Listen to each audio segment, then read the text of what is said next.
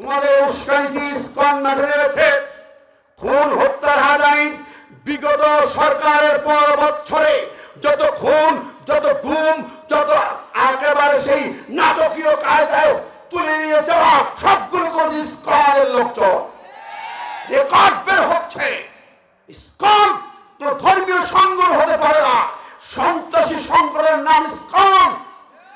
এই সংগঠন পাকিস্তান নিষিদ্ধ, মালয়েশিয়া নিষিদ্ধ, ইন্দোনেশিয়া নিষিদ্ধ, চায়না নিষিদ্ধ, আরব দেশগুলোতে নিষিদ্ধ, বহু দেশে নিষিদ্ধ ইসকন সংগঠন। এটা সন্ত্রাসবাদী জঙ্গি সংগঠন। সুতরাং যারা খুন হত্যা চালিয়ে যাচ্ছে, এই ইসকন নামের জঙ্গিবাদী সন্ত্রাসবাদী খুনিদেরকে নিষিদ্ধ করতেই হবে। অন্তর্বর্তী সরকার অবিলম্বে ওদের নিষিদ্ধ ঘোষণা করে যায়। কারা কারা চাই তো হাত তুলে দেখে তো।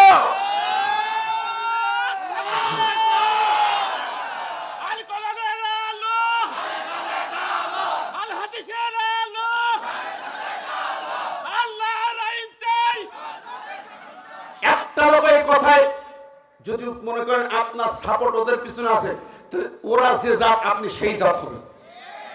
মান তাসাব্বাকা বিকওমিন ফাহুয়া মিনহুম, যে তাদের সমান অনুসরণ করবে তা তাদেরই হবে। কথাগুলো আজকে অস্থিতিশীল পরিবেশ তৈরি হচ্ছে নতুন ভাবে কেন? নতুন ভাবে খুন হত্যা হচ্ছে কেন? কারা তোমরা পরিকল্পনা ঘোষণা দিয়ে সেই আয় গতকাল আজ হাসনাত আব্দুল্লাহ, সার্জিস আলম ছাত্র জনতার নেতৃত্ব দিয়ে জীবনের ঝুঁকি নিয়ে তারা গ্রেপ্তার হয়েছে, রিমান্ড খেলেছে, রক্ত দিয়ে এই দেশের পুনর্জন্ম এনেছে। তাদের গাড়িতে হামলা করেছে কারা? কথা বলেন। এই ইসকনদের কোনো ছাড় হবে না। ইসকন একটা একটা খুঁজে বের করা হোক। লাল ফিতা হাতে থাকলে ইসকন ওকে ধরিয়ে দেবেন, যেখানে পারেন ধরে পুলিশের হাতে তুলে দেবেন। কেন শুরু করেছে এগুলো? আমরা অন্য ধর্মকে সম্মান করি, শ্রদ্ধা করি। আমার হিন্দু ভাইদের পূজার সময় আমরা পাহারা দিয়েছি। কথা বলেন।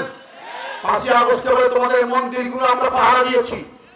তোমাদের ধর্ম পালন করো, কোনো তোমাদের সাথে সংঘাত নেই, কোনো গন্ডগোল নেই ধর্ম নিয়ে। কিন্তু খুন রাহাজানি যারা করবে, ওরা খুনি, ওরা জঙ্গি, ওরা সন্ত্রাসী, ওদের কোনো ক্ষমা হতে পারে না। কথা বলা ঠিক নেবে ঠিক?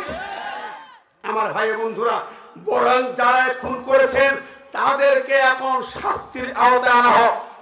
গণহত্যার বিচার হতে হবে, এই খুনের বিচার হতে হবে, এবং এভাবে হামলা যারা করেছে প্রত্যেকটা বিচার আমরা জমিয়ে চাই। ঠিক আছে ঠিক? ও আমার ভাই বন্ধুরা, আমি বলছি কোরআন দি বিচার। মুসলমানের সন্তান দ্বিমত পোষণ করতে পারে না। সারা জিন্দিগি স্বাধীনতার পর 54 বছর ধরে চুরির বিচার হয়েছে, চুরি বন্ধ হয়নি। ঘুষ করে বিচার হয়েছে, বন্ধ হয়েছে ঘুষ? কথা বল, বন্ধ হয়েছে? কেন হয় নাই? চুরি, দুর্নীতি, ঘুষ বন্ধ হয় নাই। ভলিউম ভলিউম বই বানিয়ে দুর্নীতি দমন কমিশন সাজিয়েছে, একটু দুর্নীতি বন্ধ হয়নি। কোরআনের একটা আইন চালু করেন, আজকের অন্তর্বর্তী সরকার চালু করুক যে চোরের হাত কাটা হবে। আর সারিক ও সারিকাতু ফাকতাউ আইদিয়াহুমা। কার আইন? জোরে বলেন না কার? জবান করে বলেন না কার? এই আইন কি প্রয়োগ করেন? একটা চোরের হাত কাটেন, দরবেশ বাবার একটা হাত কাটেন, বেশি না। কতক্ষণ? হাজার হাজার কোটি কোটি টাকা লুটপাট করেছে, ওই দরবেশ বাবার একটা হাত কেটে দেওয়া হোক, সারা বাংলাদেশ ঠান্ডা হয়ে যাবে। একটা অফিসার টাকা চুরি করবে না, দুর্নীতি করবে না, ঘুষ খাবে না। ঠিক যাবে ঠিক? গ্যারান্টি, ওয়ারেন্টি, কোরআনের গ্যারান্টি। এটা মানতে চায় না। কারা মানতে চায় না? যারা চোর আর যারা চোরের সহযোগী।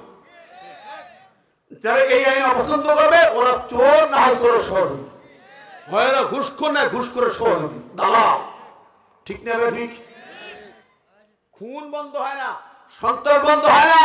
খুনের বিচার করেন, আফগান থেকে শিক্ষা নেন। আমি গভর্নমেন্টকে বলবো আফগান থেকে শিক্ষা নেন, গোটা জাতি আফগানিস্তান থেকে শিক্ষা নেন। মাত্র 2 বছরের সরকার সোনার আফগান তৈরি করেছে, দুর্নীতিকে জিরো করেছে, নিজেরা বড় বড় সুন্দর প্রাইভেট কার তৈরি করেছে, গাড়ি তৈরি করেছে। তারা পামের কোলা দিয়ে সারা পৃথিবীকে জয় করেছে, বিচার দিয়ে সারা পৃথিবীকে হতবাক করেছে। কয়েক মাস আগে এক খুনির বিচার করেছে, দেখেছেন? রাজধানীর জাতীয় স্টেডিয়ামের মাঝখানে খুনিকে দাঁড় করিয়েছে। বিচারটা কেমন? খুনিকে মাঝখানে দাঁড় করা হলো, কোর্ট থেকে রায় ঘোষণা করে দেওয়া হলো। কি ঘোষণা? রায় বলে কোরআনের রায়, সরাসরি আয়াত দিয়ে রায়।